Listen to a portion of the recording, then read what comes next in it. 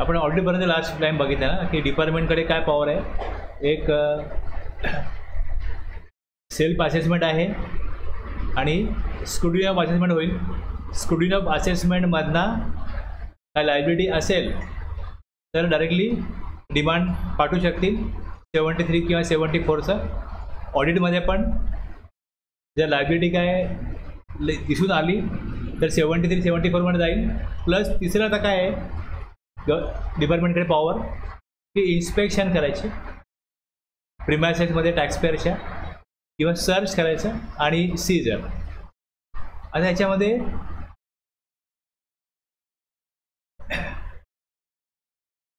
Inspection आहे. इन्स्पेक्शनमध्ये काय होतं, एक लिमिटेड पॉवर असते इन्स्पेक्शनमध्ये की इन्स्पेक्शन म्हणजे क्लोजली एक्झामाइन करायचं.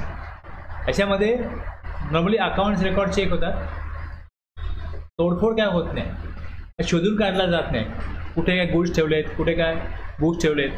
It enables officer to access the business premises of a taxable person, transporter, owner of warehouse or operator of godown. आता आपण एक सेक्शन 35 बघितला होता अकाउंट्स आणि रेकॉर्डचा. त्याच्यामध्ये सेक्शन 35मध्ये बघा application for enrolment under section 35(2) आहे.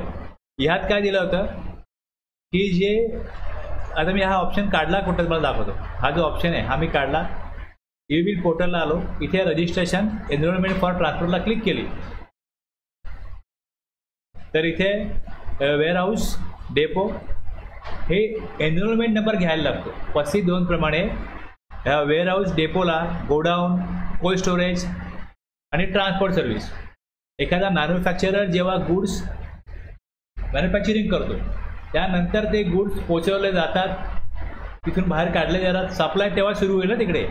मग जर का ते कुठल्या वेअरहाऊसला कोल्ड स्टोरेजला ठेवले असतील, कुठल्या डेपोमध्ये ठेवले असतील जिकडे गुड्स स्टोरेज करण्याची जागा आहे थोडक्यात, तर जर त्यांचा aggregate turnover threshold limit exceed करत नसेल तर गव्हर्नमेंटकडे त्यांची माहिती नसेल, गव्हर्नमेंटला माहिती नाही की कुठे गुड्स येतात कुठून गुड्स जातात, तर त्यासाठी सेक्शन 35(2) मध्ये एनरोलमेंट नंबर घेणं यांना कंपल्सरी आहे.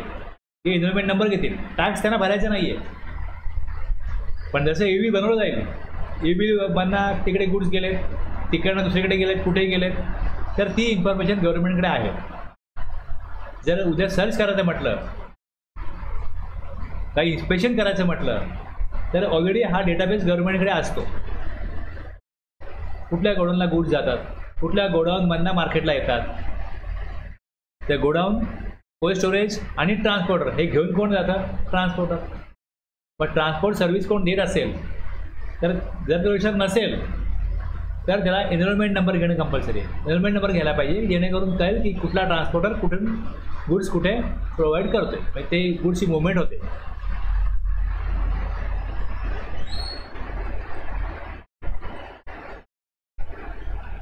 Inspection means closely examines. It enables officer to access the business premises of a taxable person, transporter, owner of warehouse or operator of godown. आणि search मध्ये search is an action of governmental official to go and examine carefully a place to find something concealed or discover evidence of a crime. It can be done under proper and valid authority of law. म्हणजे याच्यामध्ये जास्त wide power आहे.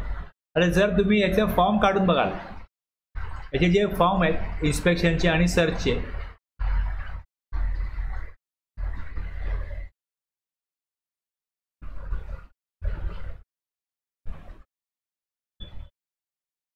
Inspection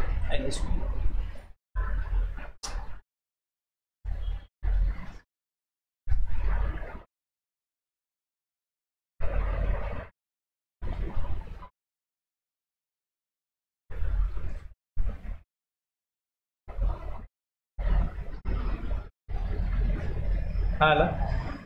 आता याच्यामध्ये बघा काय दिलं आहे की whereas information has been presented before me and I have reason to believe that. आता रिझन टू बिलीव्ह डॅट, आता ही जी इन्फॉर्मेशन हॅज बीन प्रेझेंटेड, आता याच्याकडे गव्हर्नमेंट काही यंत्रणा असेल त्यांच्याकडनं त्यांना ही माहिती मिळेल आणि त्या माहितीनुसार त्यांच्याकडे काहीतरी कॉन्क्रीट त्याचा भक्कम पुरावा आहे, कॉन्क्रीट एव्हिडन्स आहे, त्यानंतर इन्स्पेक्शनसाठी हा आदेश ते काढणार. की इथे नाव आहे टॅक्सपेयरचं किंवा messrs has suppress transaction relating to supply of goods suppress transactions relating to the stock of goods in hand, has claimed input tax rate in excess of the entitlement under the act, has claimed a refund in excess of his entitlement, जेवढा अधिकार आहे त्याहून जास्त घेतलं, किंवा has indulged in contravention of the provision, उल्लंघन केलं आहे काही या तरतुदींचं आणि या कायद्यामधल्या नियमांचं, आणि त्यामुळे काय झालं, made thereunder to evade tax, कर चुकवला येत नाही ह्या प्रकारे कुठल्याही प्रकारे. और हे बघ कोणा करते, is engage in his business of transporting goods that have escape payment of tax, owner or operator of warehouse or godown or a place where goods that have escape payment of tax have been stored, has kept accounts or goods in such a manner is likely to cause evasion of tax payable, or C मध्ये goods liable to confiscation, documents related to the, हा जो form आहे therefore in exercise काय करायला दिलं आहे, ह्या कारणांमुळे जे संबंधित व्यक्ती आहेत त्यांच्यावरती काय कारवाई करायची आहे, तर याच्यामध्ये 67(2) प्रमाणे पॉवर आहे, I authorise and require you to search the above premises, search केलं आहे त्या प्रिमायसेसमध्ये. हे कोण देईल, टू, इथे नाव येईल, name and designation of officer, या ऑफिसरला हा या सेक्शनप्रमाणे पॉवर दिली जाते. खाली जो अंडरसाइंड आहे इश्युइंग ऑथॉरिटी, त्याच्याकडे हा अधिकार आहे, या कायद्याप्रमाणे ज्याची पॉवर आहे तो दुसऱ्या व्यक्तीला अधिकार देईल, इकडे जा, या संबंधित व्यक्तींवरती कुठली कारवाई करायची आहे सर्च करा. पॉवर इथे बघा काय म्हटलं, इन्स्पेक्ट, जे इन्स्पेक्शन दिलं ते इन्स्पेक्शन, आणि खाली I authorise and require you to search the above premises with such assistance as may be necessary and if any goods or documents हे दिलेलं आहे. या प्रकारचा हा कुठला फॉर्म आहे, INS 01. या फॉर्ममधनं हा आदेश एक प्रकारचा हा घेऊन संबंधित जो अधिकारी आहे त्याला हा अधिकार दिला गेला, तर हा आदेश घेऊन तो कुठे जाईल, इथे त्याला इन्स्पेक्शन करायला तिकडे जाईल. आयदर त्यामध्ये फक्त इन्स्पेक्शन असेल किंवा त्याला इन्स्पेक्शन प्लस आणखीन सर्चचा पण अधिकार असेल, हे त्यामध्ये दिलेलं असेल.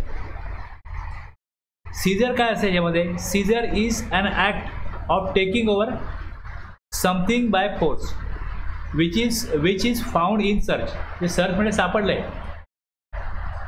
डॉक्युमेंट्स असतील, गुड्स असतील, अनअकाउंटेड गुड्स आहेत किंवा डॉक्युमेंट्स आहेत, can be an evidence or illegal item but ownership does not get transferred to government, ownership गव्हर्नमेंटकडे जात नाही, ते जप्त होत नाही गुड्स, ते गुड्स काय केले जातात तिकडे त्याला डील करायला बंदी केली जाते जो ओनर आहे त्याला. डिटेन्शन काय आहे, it means not allowing the owner to access seize goods, temporary seizure of goods. याच्यावर हे गुड्स कंट्रोल, याच्यावरती फोर्स किंवा कंट्रोल घेतला जातं गव्हर्नमेंटकडे आणि ते सीज केले म्हणजे डिटेन्शन केले म्हणजे याचा कुठल्याही डीलिंग करायचं नाही. आणि जर कन्स्पिकेशन आलं तर seize goods ownership rights are transfer to government, ही जप्ती आहे. इन्स्पेक्शन, सर्च, सीजर, डिटेन्शन आणि कन्स्पिकेशन हे शब्द यामध्ये तुम्हाला पुढे आपण काही वादू त्यामध्ये येतील. तर त्याचं जनरल मिनिंग पहिलं लक्षात घ्या काय. आता यातली पॉवर काय, 71 मधली की where the PO not below the rank of joint commissioner has a reason to believe that a taxable person, काहीतरी इंटेलिजन्स रिपोर्ट असेल, गव्हर्नमेंटचे कोण असतील याचे सोर्सेस, त्यांच्याकडनं त्यांना ती माहिती मिळाली आहे आणि त्याचा भक्कम पुरावा आहे, त्याशिवाय अशा प्रकारची नोटीस दिली जाते. इन्स्पेक्शन करण्यासाठी suppresses any transaction relating to supply of goods or services or both, किंवा समजा स्क्रुटिनी चालली आहे तर त्या केसमध्ये स्क्रुटिनी करत असताना संबंधित गुड्स कुठनं आले कुठल्या ते ट्रान्सपोर्ट झाले, कुठल्या वेअरहाऊसला स्टोअर झाले, याची माहिती ई-वे बिल मार्फत किंवा आणखीन काय सोर्सेस मार्फत जर का उपलब्ध झालेली आहे, त्याच्या आधारे reason to believe that create झालं, काहीतरी असं कारण आहे. त्यासाठी suppress any transactions relating to supply of goods, services or both, or the stock of goods in hand has claimed input tax credit in excess of his entitlement under this act, or has indulged in contravention of any of the provision of this act or rules made thereunder to evade tax. आता जर tax चोरी करायची असेल तर काय करायला लागेल? Goods manufacturing बनवले, जे गुड्स समजा आता रेनी सीझन आहे, पावसाळी सीझन आहे, आता समजा इथे रेनकोट आहे,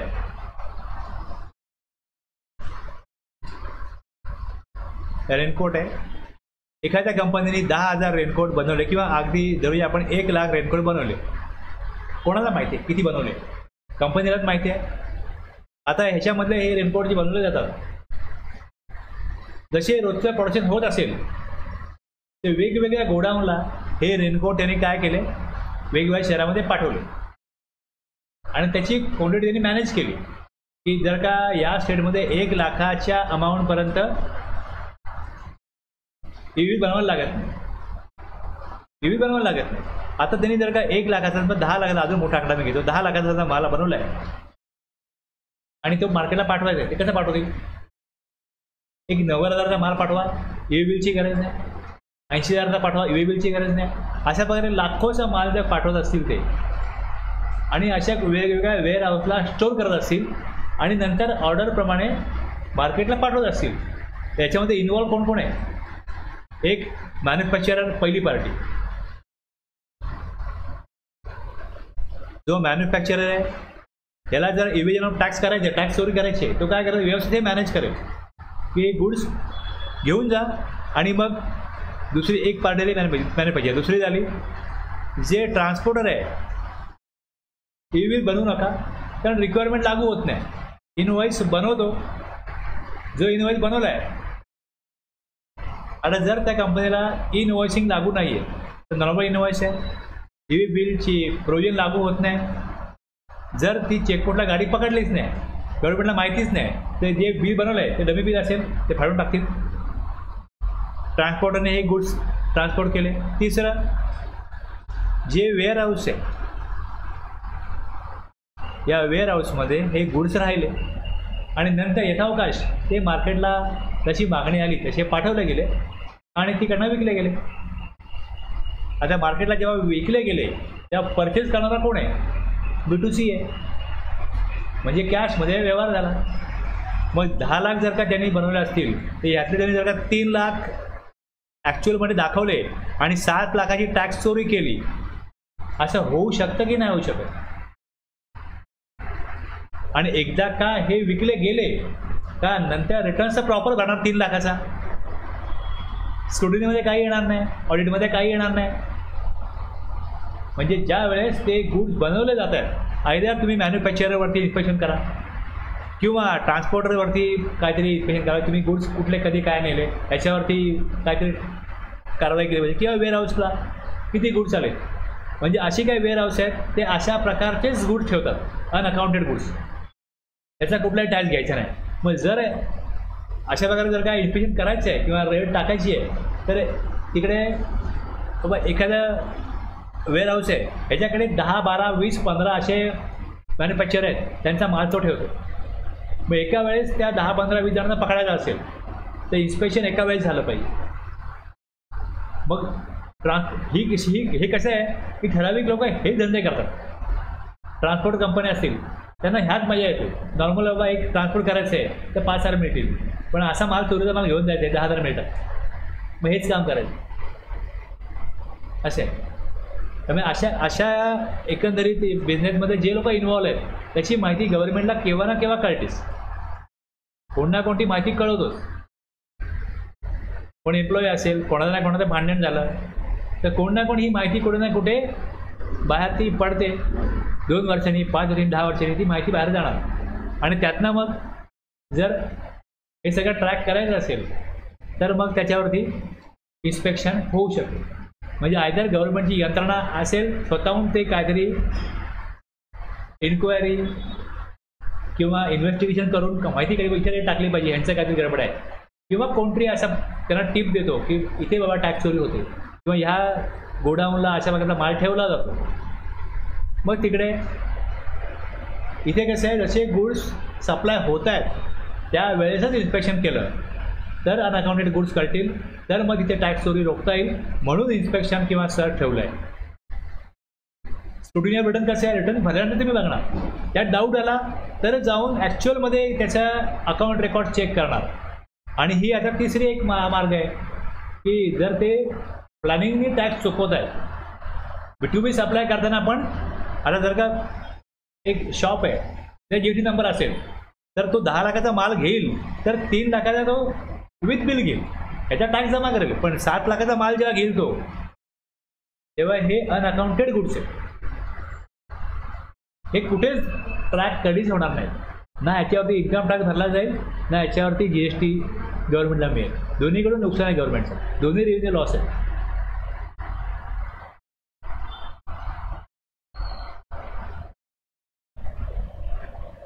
कळलं याचा अर्थ? करपात्र व्यक्तीने वस्तू किंवा सेवा किंवा दोन्हीच्या पुरवठ्याशी अथवा हाती असलेल्या वस्तूच्या साठाशी संबंधित असणारा कोणताही व्यवहार लपवून ठेवला असेल. कसा लपवणार? याच प्रकारे विदाउट बिल माल घेतलेला आहे किंवा या अधिनियमान्वये तिने हक्कदार असण्यापेक्षा अधिक निवृत्ती कराच्या जमा रकमेचा दावा केला असेल किंवा या अधिनियमाखालील कर चुकवण्यासाठी या अधिनियमाच्या किंवा त्याखालील केलेल्या नियमाच्या कोणत्याही तरतुदींच्या उल्लंघनामध्ये ती सहभागी असेल. अकाउंट रेकॉर्ड्स ट्रान्सपोर्टरने पण ठेवायचे, कोणाचे गुड्स कधी आले, किती आले. आता जर त्यांना जे गुड दाखवायचेच नाही आहेत किंवा हे 3 लाखाही दाखवा 7 लाखाही दाखवू नका. चुकीची माहिती कोणी केली? इथे कर चुकवण्याकरता, कर चोरी होण्याकरता मदत कोणी केली? एक ट्रान्सपोर्टरने केली, एक वेअरहाऊस कीपरने केली.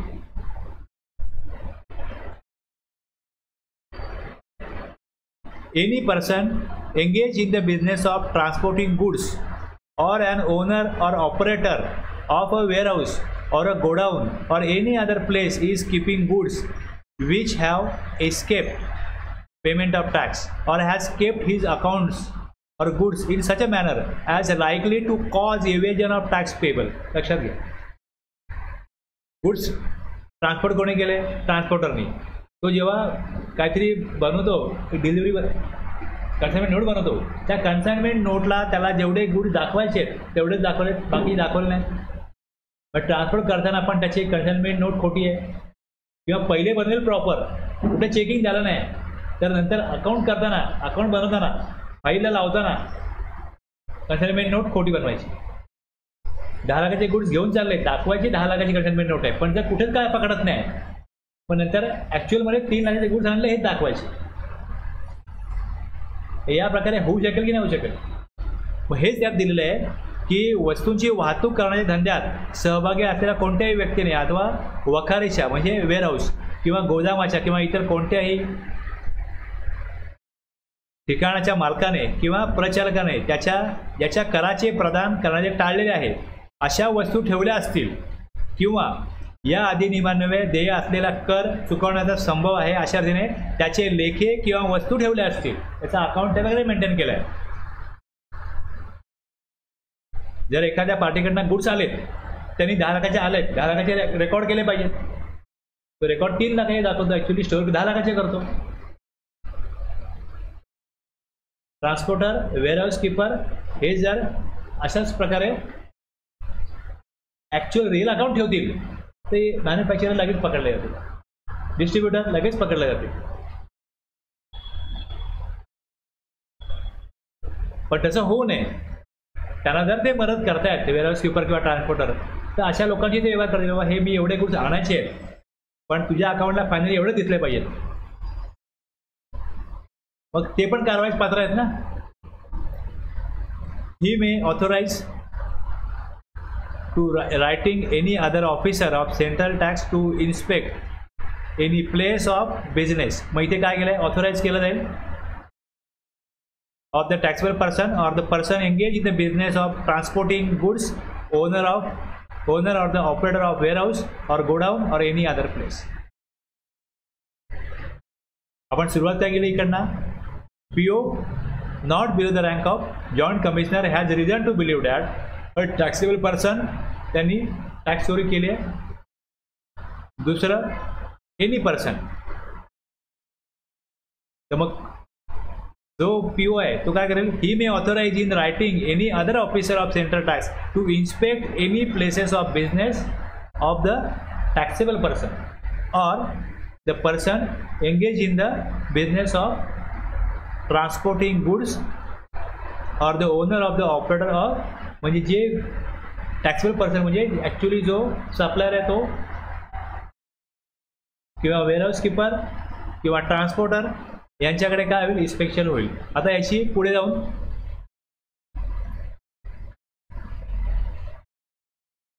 Wear the proper officer not below the rank of joint commissioner either pursuant to an inspection carried out under section 67(1) or otherwise has reason to believe that any goods liable to confiscation or any documents or books or things which in his opinion that shall be used for or relevant to any proceedings under this act are secreted in any places. आता हे पण हा जो शब्द आहे की secreted in any places, म्हणजे normally ज्या प्रकारे ठेवायला पाहिजे त्या प्रकारे त्यांनी ठेवलेले नाही.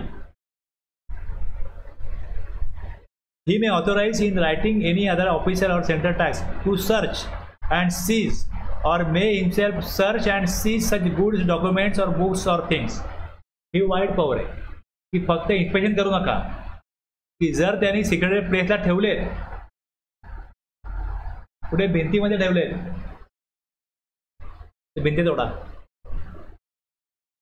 कुठल्याही प्रकारे कुठेही जर त्यांनी लपवून ठेवले असतील की जी जागा नॉर्मली ज्या प्रकारे आपण ठेवतो त्या प्रकारे दिसत नाहीये,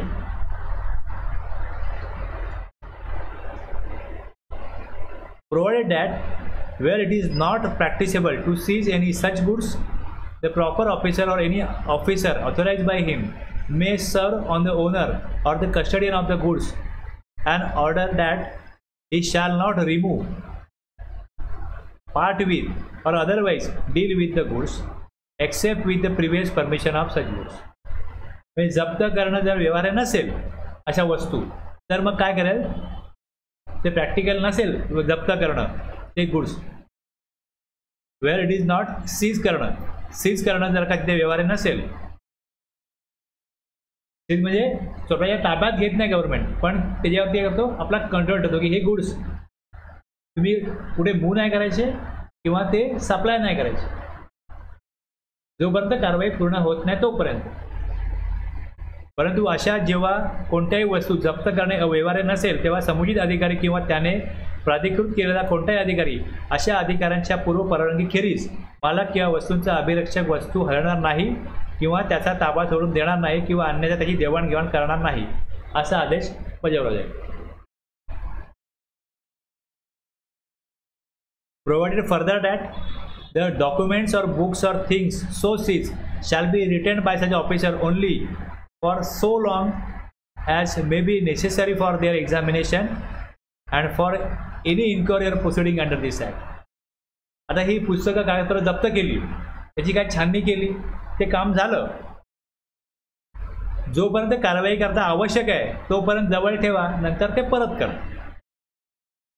तपासणीसाठी कोणत्याही चौकशीसाठी किंवा कार्यवाहीसाठी जोपर्यंत आवश्यक असेल तोपर्यंतच केवळ त्या वस्तू ठेवायच्या, नंतर त्या परत करणं अपेक्षित आहे.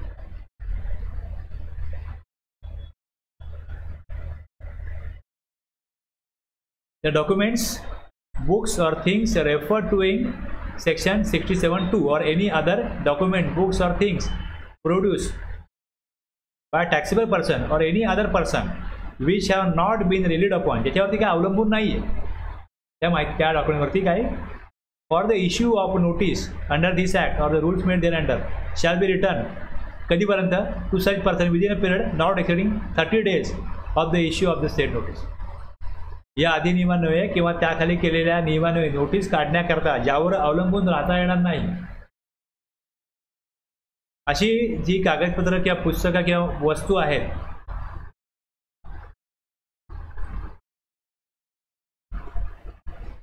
30 दिवसाच्या कालावधीत अशा व्यक्तीला परत करण्यात येते. याची गरज आहे ते जोपर्यंत गरज आहे तोपर्यंत ठेवतील, बाकीच्या वस्तू 30 दिवसामध्ये परत करा. आता हे जे दिलेलं आहे यानुसार कारवाई करताना कशा प्रकारे इन्स्पेक्शन करायचं, कशा प्रकारे हे सीज करायचं, कशा प्रकारे त्याचं सर्च करायचं, ह्याच्या गाईडलाईन प्रत्येक स्टेटच्या वेगवेगळ्या असतील, सेंट्रलच्या वेगवेगळ्या असतील. कारण ह्यात दिलेलं नाही, ते ॲक्टमध्ये दिलेलं नाही, रूलमध्ये दिलेलं नाही. ह्यातनं काय झालं की कारवाई करताना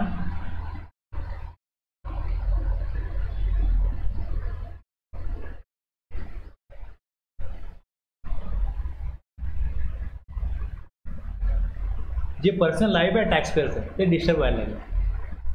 आणि काही लोक कोर्टात गेले की ही जी कारवाई करतात, कारवाई करण्याची पॉवर आहे यांना, ती पॉवर आटण्याची गरज पण आहे, पण त्या पॉवरचा ज्या प्रकारे वापर केला जातोय ते योग्य वाटत नाही. मग ह्यातनं इन्स्ट्रक्शन आले की instruction number 1/2021 instruction guideline regarding procedures. आता अशा इन्स्ट्रक्शन्स किंवा गाईडलाईन कसं होतं, सेंट्रल वेगळं काढतं, प्रत्येक स्टेट वेगळं काढतं, आणि टॅक्सपेअरला असं होतं काय टॅक्सपेअरवरती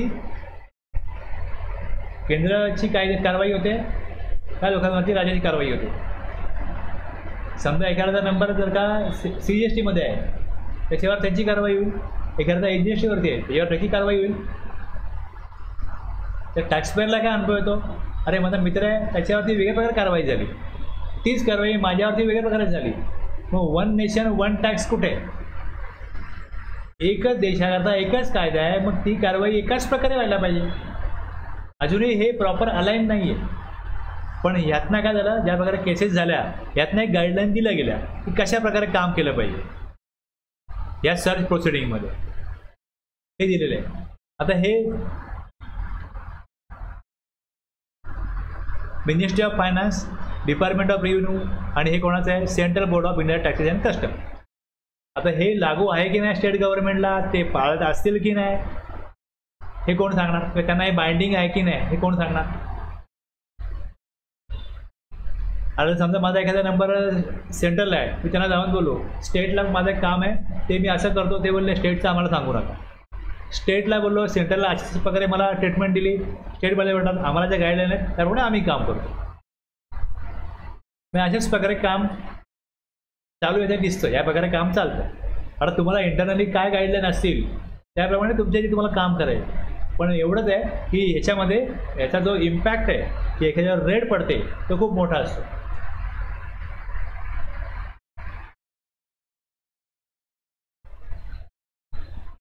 आता इथे बघा, in case of search of residence, जर त्याच्या रेसिडन्समध्ये सर्च होतो तर a lady officer shall be necessarily B part of the search team. Guideline दिल्या, एक असा ॲक्ट नाही बनला की त्यामध्ये असं असलंच पाहिजे, हे नाही आहे. अशा प्रकारे ही सर्च प्रोसिडिंग करायची हे नाही आहे. जाल ऑथॉरिटी घेऊन जा, ऑथॉरिटी दिलेली आहे की हा फॉर्म आहे, हा सेक्शन आहे, यात ही पॉवर आहे. टॅक्सपेअरकडे जाऊन इन्फ्लुएन्स करता येईल, टॅक्सपेअरकडे जाऊन तिकडे सर्च करता येईल, मग तिकडे जाऊन ते गुड्स डिटेन करणं, सीज करणं ही पॉवर दिली आहे. पण ही कारवाई कशा प्रकारे करायची याचं एक प्रकारे फ्रीडम दिलं गेलं आहे. गव्हर्नमेंटच्या ऑफिसर्सला, अधिकाऱ्यांना फ्रीडम दिलं गेलं आहे, तुम्ही तुमच्या प्रकारे कारवाई करा.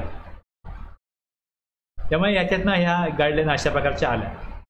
The officer issuing authorisation of the search should have valid and justifiable reason for authorising the search. सर्चमध्ये जास्त पॉवर आहे, त्यामुळे तशी गरज असेल तरच ती पॉवर वापरली पाहिजे. Which shall be duly recorded in the search should be carried out only with a proper search authorisation issued the competent authority. The instructions related to generation of DIN for each search authorization shall be scrupulously followed by the officer authorizing search. The premises of a person cannot be searched on the authority of search warrant. हे search warrant पाहिजे. Issued for the premises of some other person where a search warrant through oversight has been issued in the name of person who is already dead. The authorized officer should report to the competent authority and get a fresh warrant issued in the name of the legal heirs. जो व्यक्ती dead झाला आहे त्याच्या नावाच्या वॉरंटनी त्याच्या प्रेमाइसेसमध्ये search नाही करायचं. जर जो वारस आहे त्याच्या नावाने कोण सर्च करा. The search shall be made in the presence of 2 or more independent witness पाहिजे, who would preferably be respectable inhabitants of the locality. म्हणजे त्या ज्या परिसरामध्ये करतायत त्या परिसरामधले कोणतरी व्यक्ती पाहिजे. बऱ्याच वेळा काय होतं बघा, अशा प्रकारच्या कारवाई जिथे केल्या जातात तिकडे सगळे करायचे कोण विटनेस पाहिजेत. तर काय लोक असे विटनेस व्हायला पण ठेवले बघ, हे कुठे हेच विटनेस. तुम्ही बघा न्यूजमध्ये असं आलं होतं, अरे कितीतरी कारवाईमध्ये त्यांना हे 2 विटनेस कुठं मिळतात. म्हणजे अनेक अशा कारवाईमध्ये काही लोकांची नावं अशी कॉमनली येत गेली की हे विटनेस, म्हणजे ती त्यांचीच माणसं आहेत. अशा कुठल्या गव्हर्नमेंट अधिकाऱ्यांना कुठल्या कारवाई करायच्या असतात, कुठे अंमली पदार्थ पथक आहे तिकडे जाऊन काहीतरी कारवाई केली तर त्यांच्याकडे अशा प्रकारचे जे विटनेस आहेत तीच नाव आली. म्हणजे ते लोक असतात की नसतात ते पण माहिती नाही. सगळं केलं का 2 विटनेस साय करून टाका. हे कोणाला कळणार आहे की तिकडे हे व्यक्तीचे हजर होते की नव्हते. पण ह्यात दिलेलं आहे असं किंवा हे एक ऑपरेटिंग प्रोसिजर आहे की या प्रकारे तिकडे असे लोक विटनेस ठेवा की जे त्या लोकॅलिटीमधले आदरणीय व्यक्ती असतील किंवा रिप्युटेड व्यक्ती असतील अशा लोकांना घ्या. Should be asked to be witness to the search. PSU employees, bank employees may be included as witnesses during sensitive search operations to maintain transparency and credibility. त्या परिसरात कोणतेचे लोक असतील जे ठराविक हुद्द्यावरती कामाला असतील त्यांना घ्या. The witnesses should be informed about the purpose of the search and their duties. त्यांना हे सांगा की तुम्हाला विटनेस म्हणून का घेते, तुम्हाला काय त्रास होणार नाही, पण आमच्या कारवाईमध्ये आम्हाला अशा मान्यवर लोकांच्या उपस्थितीमध्ये आम्ही हे केलं आहे. ही ट्रान्सपरन्सी मेंटेन करायची आहे आणि ती कशी कारवाई करण्याची गरज होती म्हणून आम्ही कारवाई करतोय आणि ती योग्य प्रकारे करतोय म्हणून तुम्हाला विटनेस म्हणून घेतोय. The officer conducting the search shall first identify themselves by showing their identity. Identity card पहिले घेऊन जा, त्यांना दाखवा की आम्ही सर्चला आलो आहे, इन्स्पेक्शनला आलो आहे. आयडेंटिटी कार्ड पाहिजे. To the person in charge of the premises. Also, before the start of the search, the officers as well as the independent witness shall offer their personal search. After the conclusion of the search, all the officers and the witnesses should again offer themselves for their personal search. The search authorization shall be executed before the start of the search, and the same shall be shown to the person in charge of the premises to the search, and his/her signature with date and time shall be obtained on the body of the search. The signature of the witnesses with date and time should also be obtained on the body of the search authorization. पंचनामा. आता हा जो पंचनामा आहे तर काय ठिकाणी असं आहे की तुम्ही काय शोधलं, त्याचा काय रिपोर्ट मी बनवला, हे दिलंच जात नाही टॅक्सपेअरला. पंचनामा केला की नाही केला, त्यावर विटनेसचा सिग्नेचर घेतला की नाही घेतला याची एक कॉपी आम्हाला द्या. हा टॅक्सपेअरचा अधिकार आहे किंवा तुम्हाला कायद्यानुसार अधिकार आहे तर तुम्ही काय सर्च केला, तुम्ही काय रिपोर्ट बनवला याची कॉपी आम्हाला द्या. अ पंचनामा containing truthful accounts of the proceedings of the search shall necessarily be made, and a list of documents, goods, things recovered should be prepared. It should be ensured that time and date of start of search and conclusion of search must be mentioned in the Panchanama. The fact of offering personal search of the officers and witness before initiation and after conclusion of search must be recorded in the Panchanama. In the sensitive premises, videography of the search proceedings may also be considered, and the same may be recorded in Panchanama. While conducting search, the officer must be sensitive towards the assessee, party, social and religious sentiments of the persons under search. आता अनेक लोक आपल्या घरामध्ये, गोडाऊनमध्ये, कुठेही त्यांचे जे अर्धे दैवत असतील त्याचे फोटो, मूर्ती ठेवत असतील, आणखीन काही वस्तू ठेवत असतील, तर social religious sentiments of the persons under search and all the persons present shall be respected at all times. याचा अनादर होणार नाही हे बघायला पाहिजे. Special care attention should be given to elderly, women and children present in the premises under search. Children should be allowed to go to school after examination of their bags. A woman occupying any premises to be searched has the right to withdraw before the search party enters it. According to the customs, she does not appear in public. If so person in the premises is not well, to medical practitioner may be called. ह्या सगळ्या गोष्टी ज्या आहेत म्हणजे कोणाची भावना दुखवल्या जाणार नाहीत अशा प्रकारे सर्च ऑपरेशन करायला पाहिजे. सांगण्याचा उद्देश आपला हा आहे. The person from whom custody any documents are seized may be allowed to make copies thereof or take extracts therefrom, for which he she may be provided a suitable time and place to take such copies. त्या document सापडले त्यांना त्याच्या copies xerox काढायचे असतील तर त्यांना where if it is failed that the providing such copies or extracts याचा या सर्च ऑपरेशनवरती निगेटिव्ह परिणाम होईल, पुरावे नष्ट केले जातील, तर मग त्यांना त्या कॉपीज जे डॉक्युमेंट्स आहेत त्याच्या कॉपीज एक्स्ट्रॅक्ट द्यायच्या नाही. अदरवाईज जर एक्स्ट्रॅक्ट पाहिजे, कॉपीज पाहिजे तर द्यायला allowed.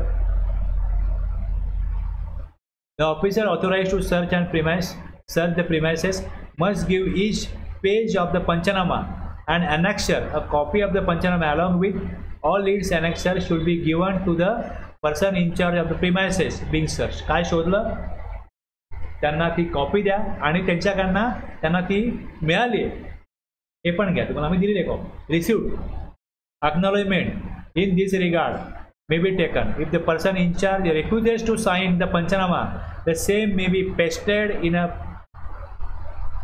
conspicuous place of the premises in presence of the witness. Witness दाखवा हे घेत नाहीत कॉपीज, यांना आम्ही देतोय यांची कॉपी, काय पंचनामा केला एकटवा विटनेस समोर. Photograph of the Panchanama pasted on the premises may be kept on record. हे कशा प्रकारे कारवाई करायची, तर कारवाई करायची आहे पण त्यांचा पर्सनल लाईफ डिस्टर्ब नाही करायचं. मुलं आहेत, मुलांना शाळेत जाऊ द्या. जी घरातल्या बायका असतील त्यांच्यामध्ये पुरुषांसमोर येण्याची प्रथा नसेल तर मग त्याप्रमाणे त्यांचा सगळ्या त्यांच्या जे काही धार्मिक रिलिजियस जे काही त्यांचे सोशल ॲक्टिव्हिटी असतील ह्याचा रिस्पेक्ट ठेवून कारवाई करा.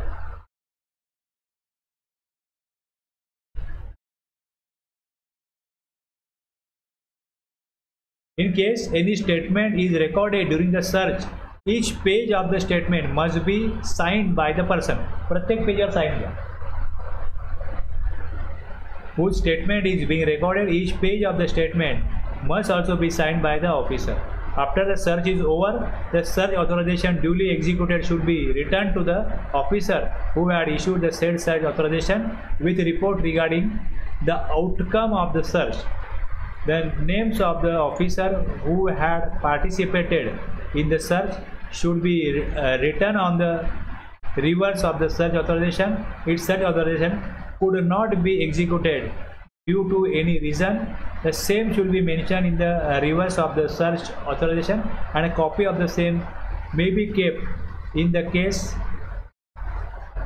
file.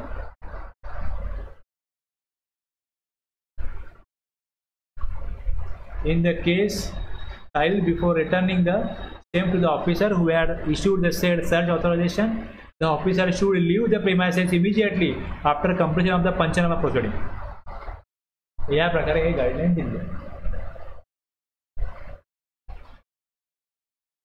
तुम्हाला थोडंसं गांभीर्य कळावा म्हणून मी हे दाखवलं. मध्येच ते सोडून मी इथे काय आलो की हे इन्स्पेक्शन नॉर्मल बाब आहे, लिमिटेड तिकडे गोष्टी बघायच्या.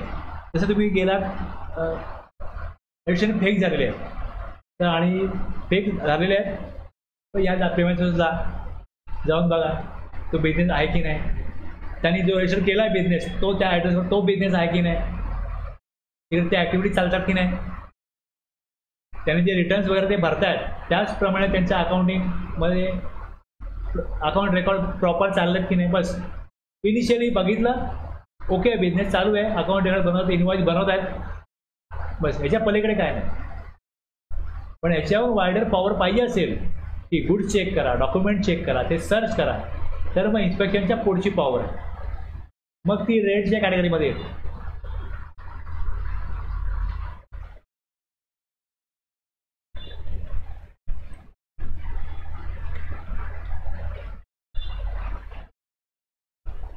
आता तिकडे जी गाईडलाईन दिली आहे त्या जे काय दिलेलं आहे तेच तुम्हाला यात वाचायला मिळेल. आता ते वाचायला मिळेल. आता रूल कुठला यायचा ॲक्च्युली, तर हे काय झालं इथे आपण बघितलं की या प्रकारे तरतूद आहे, काहीतरी ॲक्ट असतो तेव्हा इथे रूल येतो. मग रूल कुठला यायचा, याचा रूल आहे 139 inspection search and seizure, where the proper officer not below the rank of joint commissioner has a reason to believe that a place of business or any other place is to be visited for the purpose of inspection, search, or as the case may be seizure in accordance with the provision of section 67 मध्ये power आहे.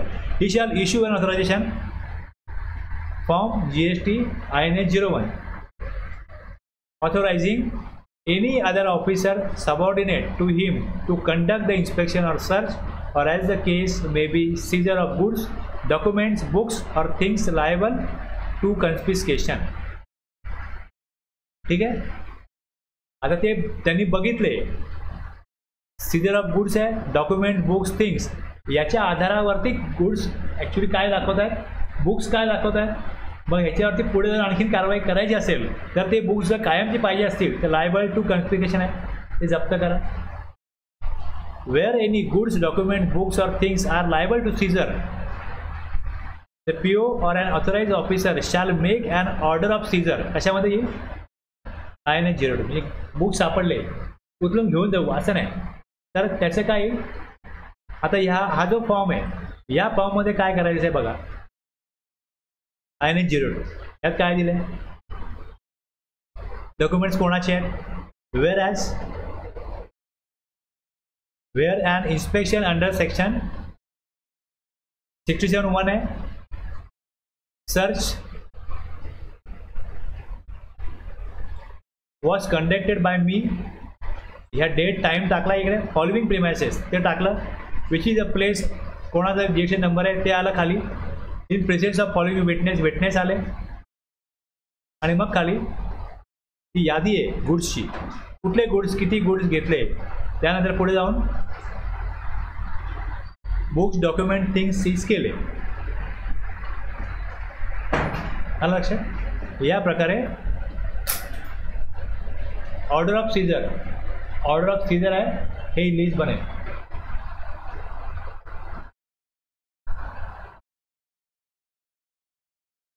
The PO or an authorized officer may entrust upon the owner of the custodian of goods from whose custody such goods or things are seized the custody of such goods or things for safe upkeep, and said person shall not remove any part with or otherwise deal with the goods or things. याच्या ताब्यात ते goods आहेत, तो काय करेल, ते goods किंवा ज्या वस्तू आहेत त्या सीज केल्या तर फॉर सेफ अपकीप अँड तो व्यवस्थित ठेवेल, काळजीपूर्वक त्या गोष्टी मेंटेन करेल, रिमूव्ह करणार नाही, remove part with or otherwise deal with, कुठले डील करणार नाही, except the previous permission of such ऑफिसरच्या परवानगीशिवाय जे गुड्स सीज केलेत त्याचा कुठलाही मुवमेंट, कुठलाही व्यवहार होणार नाही, ते व्यवस्थित ठेवले जातील. Where it is not practicable to seize any such goods, जर ते सीज करता येत नाही, the PO or the authorized officer may serve on the owner of the custodian of the goods an order of prohibition that he shall not remove part with or otherwise deal with goods except with the previous permission of. आता हे परत हे बघाल, Caesar आहे, हे goods seize केले, यादी बनवली, आणि दुसरं order of prohibition, order of prohibition.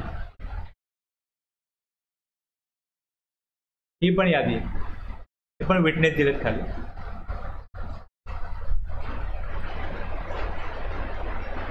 The officer seizing the goods, document, books or things shall prepare an inventory of such goods, documents or books, things containing inter alia description, quantity or unit, make, mark or model where applicable, and get it signed by the person from whom such goods, documents, books, things are seized.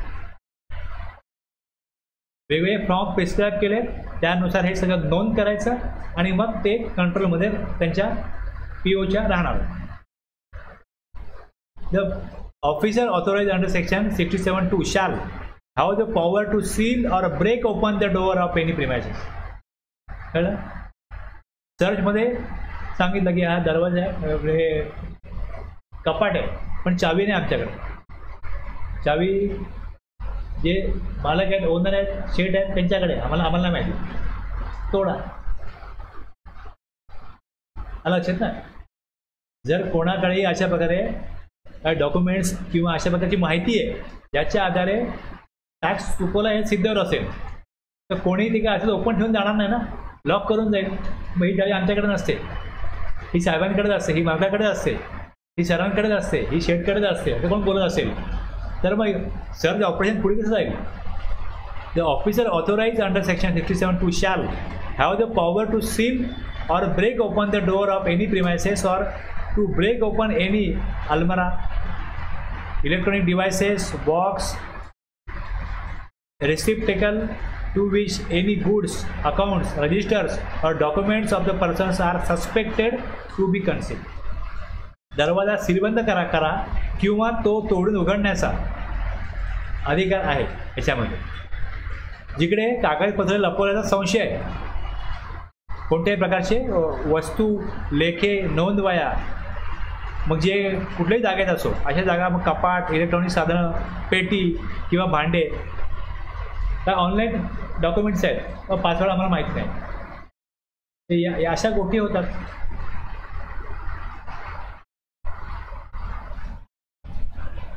Documents seize केले, document ताब्यात घेतले, तर the person from who custody any documents are seize under section 67(2) shall be entitled to make copy. त्याचा अधिकार आहे, त्याला तुम्ही document त्याचे आहेत ना, एक कॉपी त्याला द्या. Take extract there from in presence of authorise officer. उपस्थितीमध्ये ऑथोराइज ऑफिसरच्या त्याला काय होईल, त्याचं कॉपीज काढून घेता येईल. At such place and time as such officer may indicate on his behalf. पण अपवाद काय, where making such copies or making such extracts may in the opinion of the proper officer, त्याचा काय होईल, या तपासावरती परिणाम होईल, तर त्याला मग डॉक्युमेंट देण्यापासून, त्याच्या अधिकारापासून वंचित ठेवण्याचा पण अधिकार येत नाही. अदरवाईज त्याचा अधिकार आहे, डॉक्युमेंट तो मालक आहे, डॉक्युमेंट त्याला कॉपी पाहिजे, कॉपी द्या.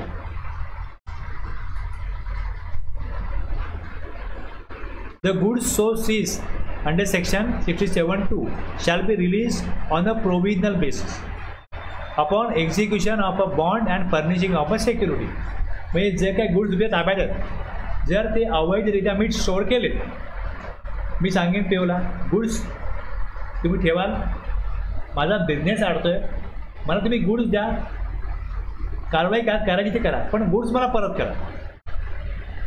गुड्सची यादी बनवा, क्वांटिटी बनवा, मार्केट रेट तुम्ही काढा, गुड्स मला परत द्या ना, कारवाई करायची ते करा. हे केव्हा करता येईल, upon execution of a bond किंवा फर्निशिंग ऑफ सिक्युरिटी. मी तुम्हाला सिक्युरिटी देतो, जर का मी टॅक्स चोरी केली असेल तर तुम्हाला टॅक्स मिळेल, पण बिझनेसमध्ये तुम्ही अडथळे आणू नका. इन सच मॅनर आणि in such quantum respectively as may be prescribe. कशा प्रकारे होईल, तर मग हे बॉन्ड किंवा security, the seize goods may be release on a provisional basis upon execution of bond. म्हणजे हे गुड्स आम्ही सोडतोय, पण हे प्रोव्हिजनल बेसिस सोडतोय. फायनली हे गुड्स ॲक्च्युली आम्हाला जप्तच करायला पाहिजे, कारण हे अनअकाउंटेड गुड्स आहेत अशी आमच्याकडे माहिती आहे. जेव्हा हे PO सांगतो तेव्हा टॅक्सपेयर म्हणतो की तुमच्याकडे माहिती चुकीची आली. मग ठीक आहे, मग याच्यावरती आपण हे चर्चा करू किंवा पुढे तुम्ही कारवाई करा, पण मला गुड्स ताब्यात द्या. The value of goods in release seize goods may be release कसे होतील, and furnishing of a security in the form of bank guarantee equivalent to the amount of applicable tax, interest, penalty. Okay, applicable tax shall include central tax, state tax, or central tax and the union territory tax as the case may be, and the cess if any payable. Okay, हे सगळे जे tax त्याला payable असतील सगळ्याची bank guarantee देईल. In case the person to whom the goods were release provisionally fails to produce the goods at the appointed date and place indicated by the proper officer, the security shall be in cash and adjust. तुम्ही goods द्या, आत्ता आम्हाला goods द्या, तुम्ही परत मागवाल, मी परत तुमच्या ताब्यात आणतो. ते गुड्स तुम्हाला, ते गुड्स ती क्वांटिटी देतो.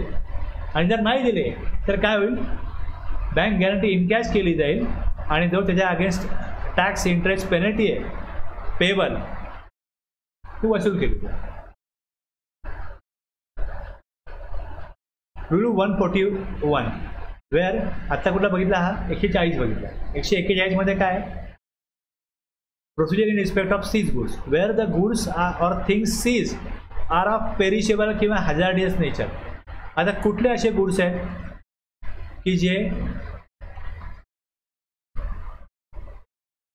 नाशिवंत आणि धोकादायक आहे, त्याचं एक नोटिफिकेशन आहे.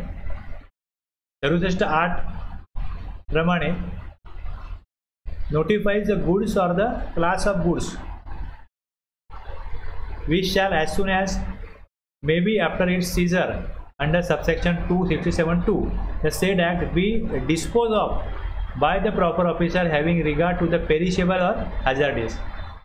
नाशिवंत किंवा धोकादायक आहे जे goods, depreciation in value with the passage of time, constraints of storage space or any other relevant consideration of the said goods. मी ही यादी दिलेली आहे. आता न्यूजपेपरची व्हॅल्यू काय, आता न्यूजपेपर उद्या काही कामाचं नाही. मॅगझिन, सॉल्ट, असे वेगवेगळे जे गुड्स दिलेत याची यादी दिलेली आहे इकडे. हे कुठे आहे, 67(8) मध्ये दिलेत. 67(8) जेव्हा बघतो आपण,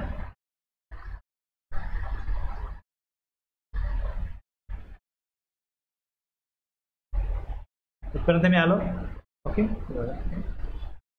hazardous nature and if the taxable person pays an amount equal to the market price of such goods or things or the amount of tax, interest, penalty that is or may become payable by the taxable person whichever is lower, such goods or as the case may be things shall be released. Okay,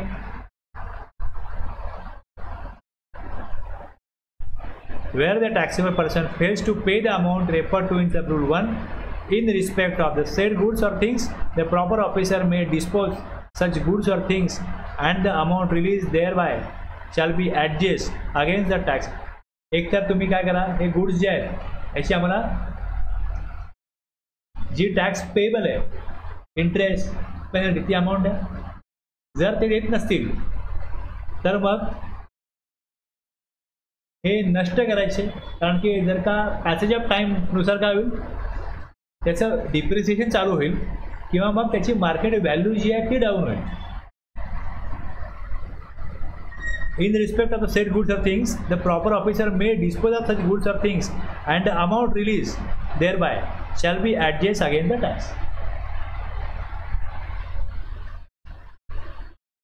एकतर taxable पर्सननी काय काय केलं पाहिजे, amount pay केली पाहिजे equivalent to the market price of such goods or things or the amount of tax, interest, penalty payable the taxable person whichever is lower, such goods or the case may be things. जेवढा tax आहे विकून जास्त पैसे येतात ती goods, तर market price जास्त आहे, टॅक्स किती बनतो ती अमाऊंट द्या. किंवा जर टॅक्स जास्त बनतो आणि गुड्सची किंमत कमी येते, जी काय लोअर आहे ती अमाऊंट त्यांनी द्यायला पाहिजे. थोडे गुड्स खराब झाले, आता हे विकून टॅक्स जास्त होता पण तेवढे पैसे मिळणार नाही, मग किती मिळतील, जी मार्केट प्राइस आहे ती आणि टॅक्स यातलं विचेवर इज लोअर. काय लोअर काढाल तुम्ही, amount equivalent to the market price of such goods or things or the amount of tax, interest, penalty that is payable, okay, by the taxable person, whichever is lower. Taxable person pays an amount equivalent to the market price of such goods or things, or the amount of tax, interest, penalty that is or may become payable by the taxable person, whichever is lower. जे lower आहे त्याने ती amount pay केली तर काय होईल, release by an order release होईल. Proof of payment केलं आहे, रिलीज होईल. अदरवाईज काय होईल, पी ओ काय करेल, डिस्पोज ऑफ करेल आणि ती अमाऊंट त्याच्या टॅक्समध्ये ॲडजस्ट करेल ॲज पर रूल 141. 141 सेक्युरिटी दिली गुड्स मिळतील. जर सेक्युरिटी देत नाही तुम्ही तर टॅक्स पे करा, मग गुड्स ताब्यात घ्या किंवा मग डिस्पोज ऑफ केलं जातील पी ओकडनं.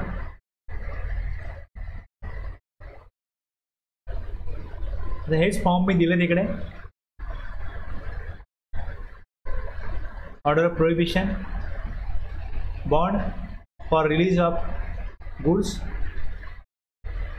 आणि ऑर्डर ऑफ रिलीज पेरिशेबल किंवा हॅझार्डियस nature, INS 0.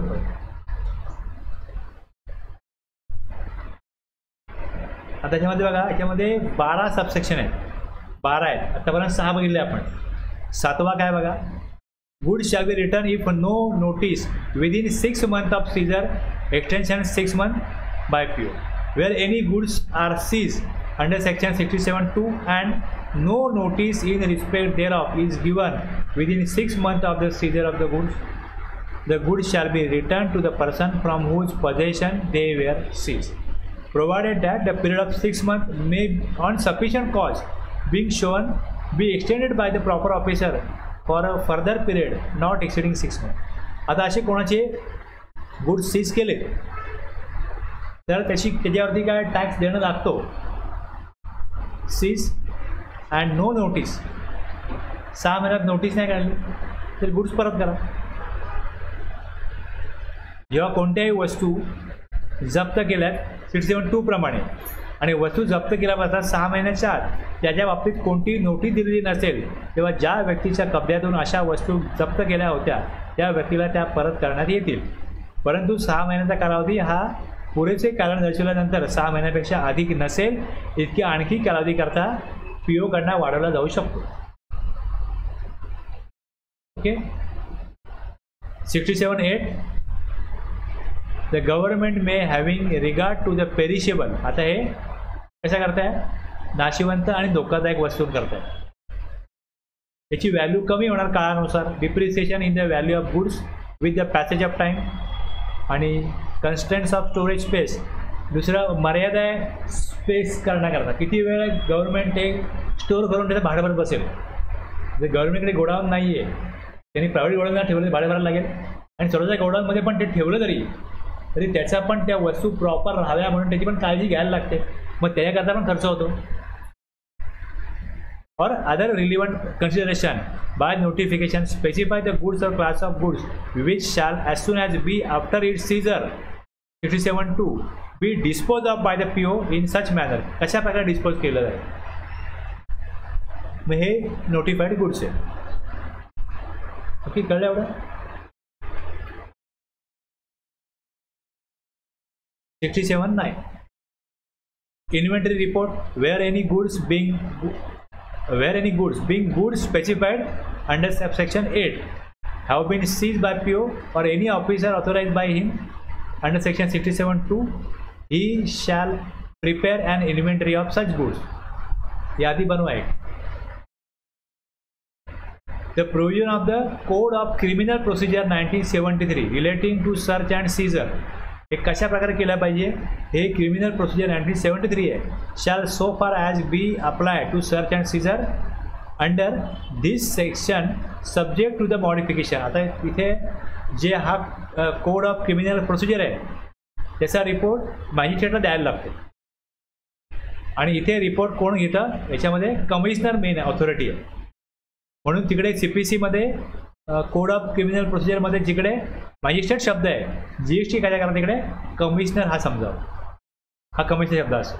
Wherever it occurs the word shall be effect as. त्याचा परिणाम काय असेल, जिकडे कमी तिकडे मॅजिस्ट्रेट आहे तिथे आपण बाकी CPC प्रमाणे सगळी प्रोसिजर चालेल. फक्त मॅजिस्ट्रेटच्या रिपोर्टिंग नसल्या कारणाने रिपोर्टिंग कोणाला असं कमी झालं ते कमिशनर असतं.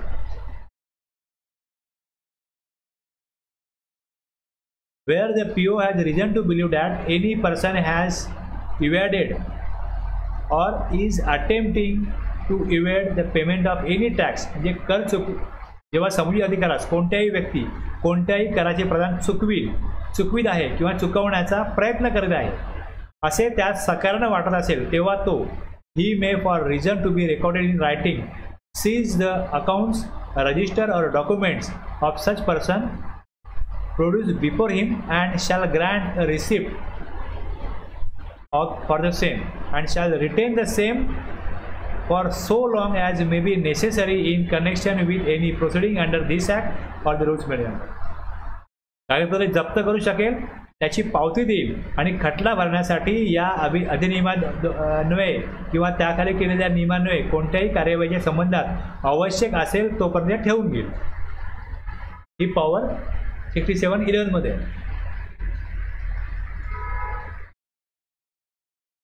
The commissioner or an officer authorized by him may cause purchase of any goods, services or both by any person authorized by him from the business premises of any taxable person. आता एखादा व्यक्ती आहे, त्याचा काय business आहे, okay, तर तो invoice issue करतो की नाही, जे काय या कायद्यानुसार तरतुदी आहेत, नियम आहेत, त्यानुसार काम करतो की नाही हे जर चेक करायचं असेल तर कमिशनर काय करतील, commissioner or an officer authorise by him may cause purchase, goods purchase करा, त्याकडनं सर्व्हिस घ्या. एनी पर्सन ऑथोराइज कधी एखाद्या व्यक्तीला आणि जाऊन त्याला त्या बिझनेस प्रिमाइसेसमध्ये जाऊन त्या टॅक्सेबल पर्सन कडनं to check the issue of tax invoice, bill of supply by taxable person and on return of goods so purchase by such office. And पुढे काय, ऑन द रिटर्न ऑफ ते goods त्यांनी purchase केले, check केला, हा invoice बनवला, proper सगळं करतोय काम, ते गुड्स परचेस केलेत, ऑन द रिटर्न गुड्स त्याला परत करतील आणि goods so purchase by such officer such taxable person or any person in charge of business premises shall refund the amount. त्यांना अधिकाऱ्यात चेक करण्याचा की मी एक डमी कस्टमर पाठवीन, तुमच्याकडनं गुड्स घेईल, व्यापाराला सांगेल, सर्व्हिस घेईल, तुम्ही इनवॉइस बनवला की ना आम्ही चेक करू आणि तुम्हाला गुड्स परत केले, आमचे पैसे परत करा, कॅन्सल करा ते इनवॉइस और बिल ऑफ सप्लाय इश्यूइंग करतो.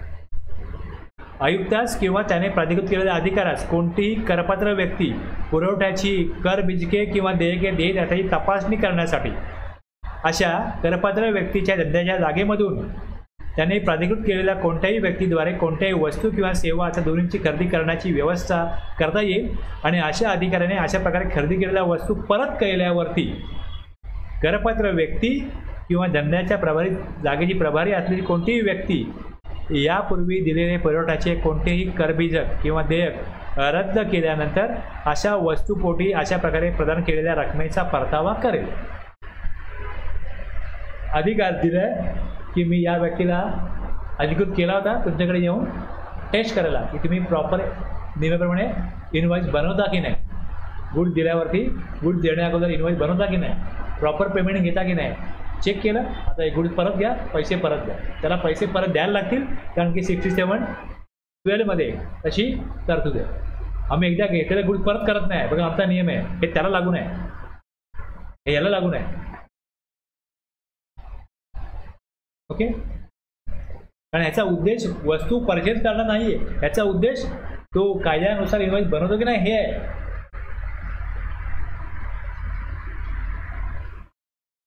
आलं लक्षात. कसं होतं, तरतूद मी तुम्हाला सांगितली, त्याच्याबद्दल आलेलं गाईडलाईन पण सांगितलं.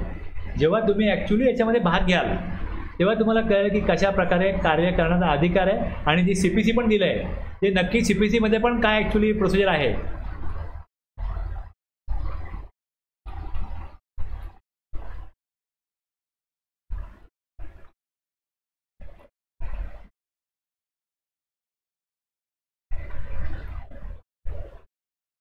हे बघा, हे जे मी दिले 67(1) मध्ये inspection of TP transporter warehouse keeper आहे. 67(2) मध्ये हे कोण करेल authorise? Search and seizure PO कोणाचा अधिकार आहे त्या अधिकाराप्रमाणे हे होईल. डॉक्युमेंट जे संबंधित नाही ते परत करा. Power to seal break open during search आहे. Power to make copies of extract आहे, त्याला द्या तुम्ही पॉवर. पण जर त्याच्यावरती दिल्यामुळे जर विपरीत परिणाम होईल कारवाईवरती तर मग त्याला अलाउ नाही करायचं. तिसरं, provisional release of goods on execution of bond.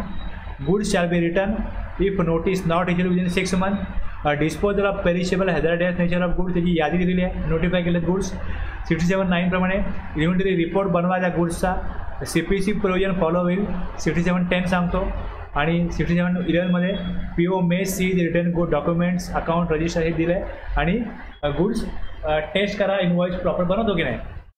हे 12 सेक्शन आहे आणि 5 फॉर्म आहेत आणि जे रूल आहे. त्यामुळे ह्यात तेवढं डिफिकल्ट काय नाही आहे समजून घ्यायला.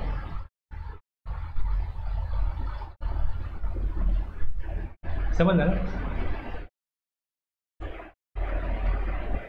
आता हे कसं आहे, हे जाग्यावरती गुड्स जिकडे आहेत किंवा टॅक्सपेअरची प्रिमायसेस आहेत तिकडे जाऊन हे इन्स्पेक्शन होतं. आणि आपण जे EV बिल बघितलं याचं कसं होतं की मुवमेंट ऑफ गुड्स आहे, मुवमेंट ऑफ गुड्स आहे तिकडे इन्स्पेक्शन होतं. आता ह्यामध्ये आपण काय बघितलं होतं याच्यामध्ये EV बिलमध्ये की एक लिमिट दिलं आहे, ठराविक अमाऊंट आहे, त्यापेक्षा जास्त एक थ्रेशोल्ड लिमिट आहे 1,50,000. त्याच्यावरचे अमाऊंटचे गुड्स असतील, टॅक्सेबल पर्सन टॅक्सेबल इनवॉइस बनत असेल तर काय बनलं पाहिजे? EV बनलं पाहिजे. आणि कंपल्सरी कोणाला EV बनलं पाहिजे? कंपल्सरी जे जॉब वर्कर आहे. आणि दुसरं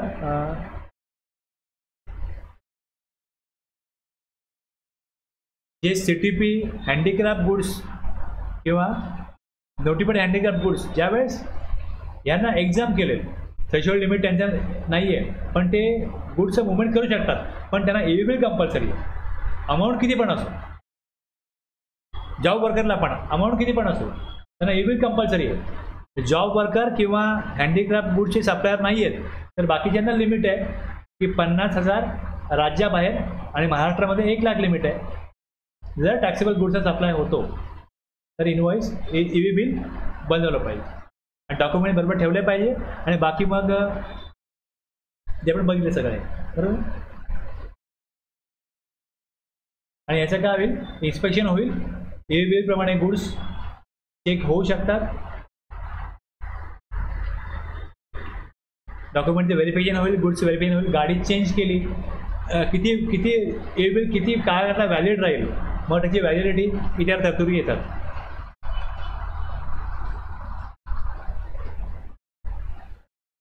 हा 68च्या खाली हे होतं.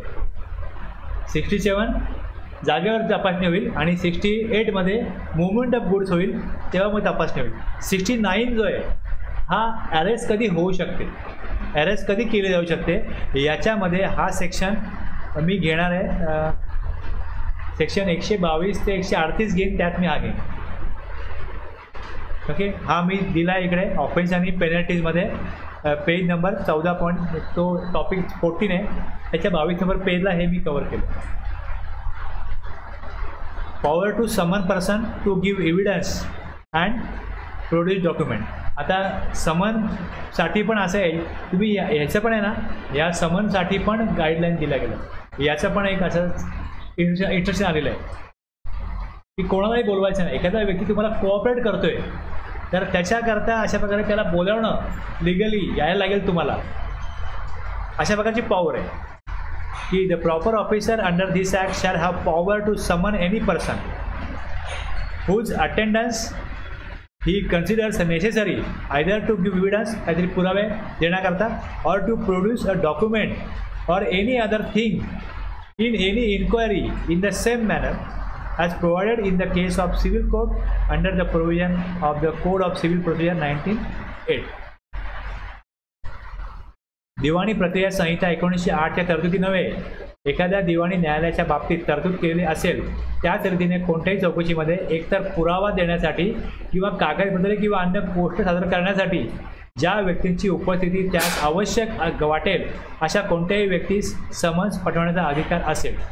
आता समन्स आला तर त्याचा ऑर्डर आहे की यायला लागेल या कायद्यानुसार, मग नाही आला तर नाही आला समन, म्हणून मग त्याच्यावरती कारवाई होऊ शकते ॲज पर हे सिव्हिल प्रोसिजर दिवाणी प्रक्रिया संहिता 1908 नुसार. मग तो समन्स पाठोपाठ नाही गेला तर मग तो त्या कारवाईस पात्र असेल. अशा प्रकारे समनला त्यांनी ती आज्ञा पाळली नाही म्हणून. यात पण तुम्ही बघाल तर त्यामध्ये अशा प्रकारचे गाईडलाईन आहेत की त्याला बोलवतात, मग ते G-Sir 1 घेऊन या, मग 3B घेऊन या, G-Sir 9, 9C घेऊन या. आता तुमच्याकडे आहेत ना, ते तुमच्याकडे आहेत, तुमच्याकडे उपलब्ध आहेत डिपार्टमेंटकडे. अशी माहिती घेतली पाहिजे की जी डिपार्टमेंटकडे नाही. मी कशा प्रकारे बोलवावं, केव्हा बोलवावं, कुठल्या परिस्थितीत बोलवावं, याच्या पण गाईडलाईन इश्यू झालेल्या आहेत. Every such inquiry referred to in subsection 1 shall be deemed to be judicial proceedings within the meaning of section 193 and section 228 of the Indian Penal Code. याला न्यायिक कारवाई असं मानण्यात येईल. सेक्शन 71 आहे access to business premises. Business प्रिमायसेसमध्ये access करण्याचा अधिकार. Any officer under this act authorized by the proper officer not below the rank of joint commissioner shall have access to any place of business of a registered person. कशा करता? To inspect books of accounts, documents, computers, computer programs, computer software whether installed in a computer or otherwise. कम्प्युटरवर install केलं आहे किंवा अदरवाईजचा अर्थ क्लाउडवर टाकला आहे, वेगळ्या कुठे मीडियात ठेवलं आहे. And such other things as he may require and which may be available at such place for the purpose of carrying out any audit, scrutiny, verification and checks as may be necessary to safeguard the interests of revenue. Records, audit report to be submitted to auditor for scrutiny. Every person in charge of the place referred to in section 71(1) shall on demand, जर मागणी केली गेली तर make available to the officer authorise under section 71(1) मध्ये ज्याला authorise केलं आहे. ताबा असलेली प्रत्येक व्यक्ती मागणी केल्यावर पोट कलम 1 अन्वये प्राधिकृत केलेल्या अधिकाऱ्यास किंवा संबंधित अधिकाऱ्यास नियुक्त केलेल्या लेखापरीक्षक व्यक्तीस किंवा कलम म्हणजे जे audit party deputed by PO or cost accountant, chartered accountant nominated under section 66. Such records as prepared or maintained by the registered person and declared to the proper officer to such manner. या प्रकारे trial balance इतर statement हे मागण्याचा त्याला अधिकार राहील, त्याला ती द्यावी लागतील. म्हणजे तिथे जाऊन जे ऑडिट केलं जातं तिकडे जाऊन ऑडिट करण्याचा अधिकार दिला. इकडे ऑडिट करायचं आहे, आमच्याकडे नाही करायचं, तुम्हाला काय पाहिजे माहिती घ्या आणि निघून जा असं नाही. त्यांना तर गरज तिथे एव्हरी पर्सन हा अधिकार दिला आहे. ते तिथे ऑडिट करण्याचा आणि त्या प्रिमाइसमध्ये जाण्याचा ॲक्सेस करण्याचा अधिकार या सेक्शनमधनं दिला. 71(1), 71(2) ॲक्सेस टू प्रिमाइसेस आणि डॉक्युमेंट मागण्याचा अधिकार हे यातनं येतो. आता ज्यावेळेस ही रेडची कारवाई होते,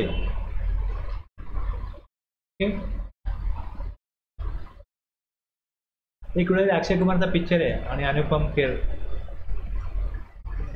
हां हां स्पेशल 26 बरोबर आहे. त्यात बघा ते कशा प्रकारे कारवाई करतात. स्पेशल 26 मध्ये ती कारवाई दाखवली. ते कॉल करतात, पोलिसांना बोलवतात आणि पोलिसांना घेऊन रेड टाकतात. म्हणजे जर का असं प्रकारे कारवाई करायची आहे. All officers of police, railway, customs, those officers engage in the collection of land revenue, या सगळ्या अधिकाऱ्यांना रेल्वे पोलीस, सीमाशुल्क अधिकारी, ग्राम अधिकाऱ्यांसह जमीन महसूल गोळा करणारे अधिकारी, केंद्रीय कर अधिकारी, संघ राज्य क्षेत्र कर अधिकारी अंमलबजावणी करण्याकरता सहाय्य करतील. POला सहाय्य करतील. हे सगळे